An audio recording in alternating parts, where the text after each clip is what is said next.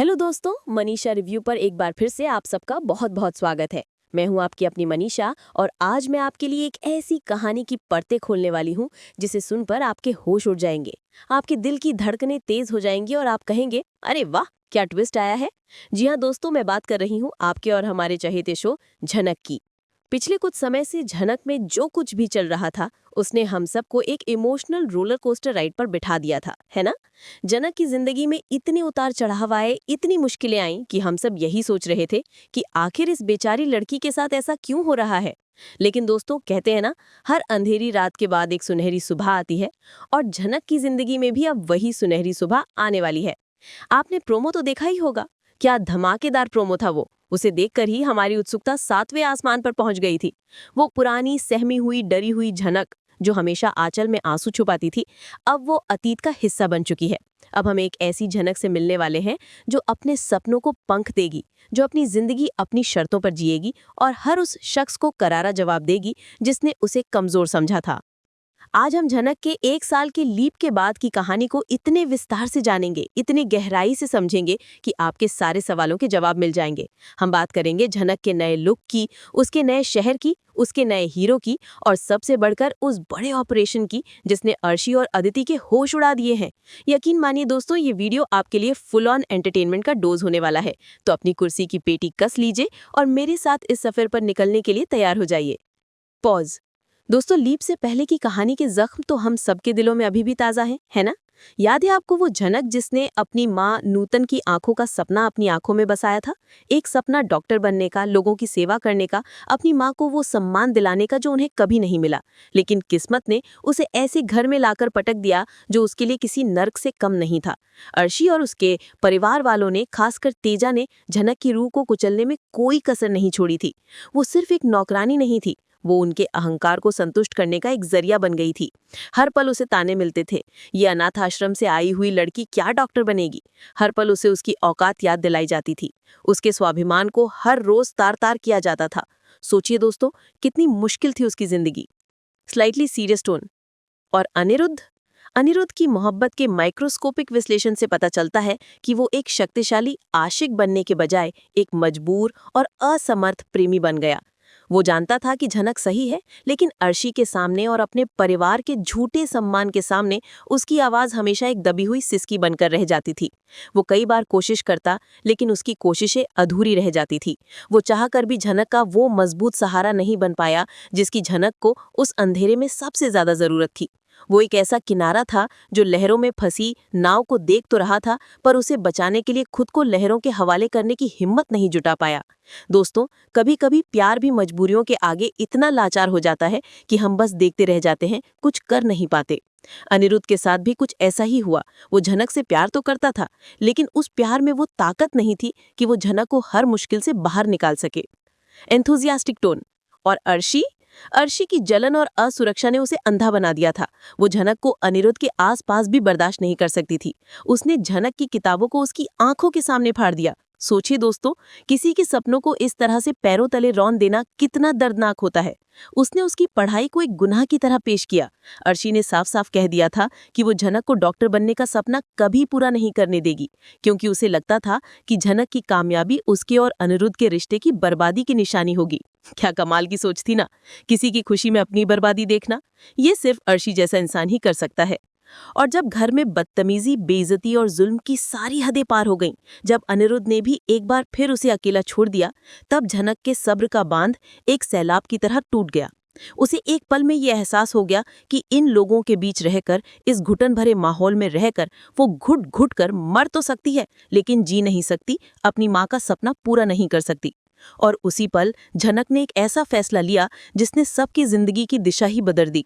उसने अपने पुराने रिश्ते, वो प्यार जो अब बोझ बन चुका था, वो बंधन जो अब जंजीरें लग रहे थे, और वो डर जो उसकी आत्मा में बस गया था, उन सब को तोड़कर वहां से हमेशा हमेशा के लिए निकलने का फैसला कर लिया। और यहीं से शुरू होती है एक नई कहानी, 1 साल के बाद की कहानी। एक ऐसी कहानी जो हमें दिखाएगी कि राख से उठकर एक फीनिक्स कैसे बना जाता है। Very excited tone. और अब आती है असली चीज। लीप के बाद की झनक को देखकर आप अपनी आंखों पर यकीन नहीं कर पाएंगे। वो पुरानी सहमी हुई डरी हुई आंचल में आंसू छुपाने वाली झनक अब एक धुंधला सा साया बन चुकी है। अब हम मिलेंगे एक नई झनक से, एक ऐसी झनक जिसकी आंखों में अब आंसू नहीं बल्कि फौलादी इरादों की चमक है, जिसका लुक, जिसका अंदाज, जिसकी हर एक अदा में अब कॉन्फिडेंस झलकता है। वो अब सीधी सादी गांव की लड़की नहीं बल्कि एक स्टाइलिश, मॉडर्न और अपने लक्ष्य पर अर्जुन की तरह फोकस करने वाली लड़की बन चुकी है। सोचिए दोस्तों, वही झनक जो हमेशा सहमी सहमी रहती थी, अब जीन्स टॉप में, आंखों में हल्का सा काजल और होठों पर एक दृढ़ मुस्कान लिए कॉलेज के कॉरिडोर से गुजर रही है। उसके चलने का अंदाज बदल गया है, उसके बात करने का तरीका बदल गया है। हमने प्रोमोज में उसकी एक झलक देखी है, कैसे वो एक आत्मविश्वास से भरी लड़की की तरह कॉलेज में अपनी नई जिंदगी जी रही है। वो अपनी डॉक्टर बनने के सपने को फिर से पंख दे रही है। ये सिर्फ एक कैरेक्टर का बदलाव नहीं है दोस्तों, ये एक महिला के सशक्तिकरण की कहानी है। ये उस हौसले की कहानी है जो कहता है कि चाहे कितनी भी मुश्किलें आएं, अपने सपनों को कभी मत छोड़ो। मुझे तो झनक का ये नया अवतार देखकर बहुत खुशी हुई है। आपको कैसा लगा मुझे कमेंट्स में जरूर बताइएगा। थोड़ा सस्पेंसफुल टोन, लेकिन दोस्तों, क्या अतीत इतनी आसानी से पीछा छोड़ता है? क्या प्यार की यादें इतनी आसानी से मिटाई जा सकती है? बिल्कुल नहीं। और यहीं पर एंट्री होती है हमारे नए हीरो ऋषि की। झनक और इसकी दूसरी मुलाकात भी किसी फिल्मी सीन से कम नहीं है। जैसा कि प्रोमो में दिखाया गया है, ऋषि अपनी बाइक पर है और झनक अपनी साइकिल पर, और बूम, एक छोटी सी टक्कर।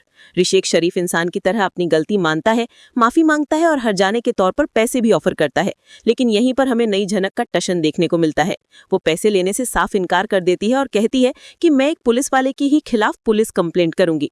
ऋषि उसकी इस बेबाकी, इस हिम्मत को देखकर हैरान रह जाता है और शायद पहली ही नजर में उससे इम्प्रेस हो जाता है। Positive and excited tone.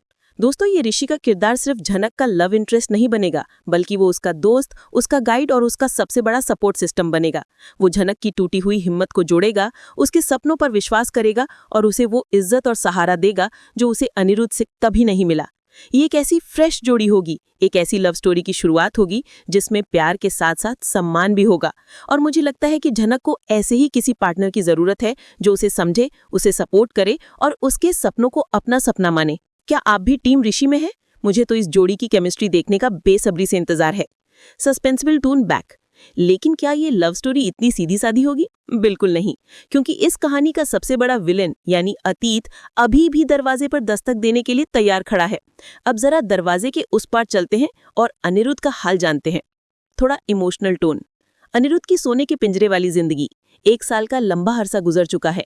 बाहर से देखने पर शायद उसकी जिंदगी परफेक्ट लगती है, वो अर्शी के साथ है, शायद दोनों ने शादी भी कर ली है। लेकिन सच तो ये है कि अनिरुद्ध एक सोने के पिंजरे में कैद एक ऐसे पंछी की तरह है जो उड़ना भूल चुका है। वो जिस्म से तो अर्शी के साथ है, लेकिन उसकी रूह आज भी झनक की यादों में भटक रही है। हर पल उसे वो गलती सालती है, वो पश्चाताप उसे अंदर ही अंदर खाता रहता है कि उसने झनक का साथ क्यों नहीं दिया। वो जब भी आंखें बंद करता है उसे झनक का रोता हुआ चेहरा नजर आता है। दोस्तों, यही होता है जब हम अपने दिल की नहीं सुनते और किसी के दबाव में आकर गलत फैसला ले लेते हैं। पश्चाताप की आग इंसान को अंदर ही अंदर जलाती रहती है। अर्शी ने शायद अपनी प्रेगनेंसी का झूठा नाटक करके या किसी इमोशनल ब्लैकमेल से अनिरुद्ध को अपने पास रोक तो लिया है, लेकिन वो उसके दिल पर कभी कब्जा नहीं कर पाई। अनिरुद्ध का दिल आज भी एक बंद किताब की तरह है जिसके हर पन्ने पर सिर्फ और सिर्फ झनक का नाम लिखा है।